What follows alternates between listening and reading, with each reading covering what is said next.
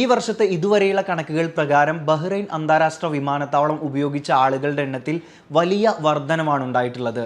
ഏകദേശം 7,47,000-ത്തിലധികം ആളുകളാണ് ബഹ്റൈൻ എയർപോർട്ടിലേക്ക് വരികയും ഇവിടെ നിന്ന് മറ്റിടങ്ങളിലേക്ക് യാത്ര ചെയ്യുകയും ചെയ്തിട്ടുണ്ടായിരുന്നത്.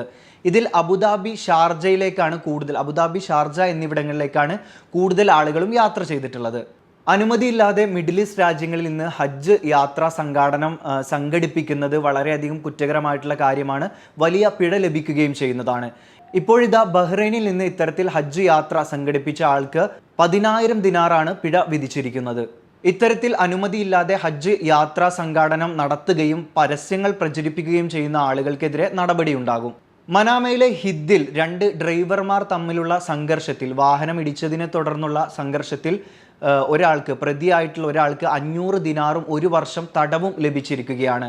ഹിദ്ദിൽ നിന്ന് വരുന്ന വാഹനം കൂട്ടിയിടിക്കുകയും വാഹനത്തിലുണ്ടായിരുന്ന പരാതിക്കാരൻ പുറത്തിറങ്ങി വാഹനത്തിന് എന്ത് പറ്റിയെന്ന് പരിശോധിക്കുന്നതിനിടയ്ക്ക് എതിർകക്ഷി വന്ന് ഇയാളെ ആക്രമിക്കുകയായിരുന്നു. ഈ കയ്യേറ്റത്തിനാണ് 500 ദിനാർ പിഴയും 1 വർഷം തടവും വിധിച്ചിരിക്കുന്നത്.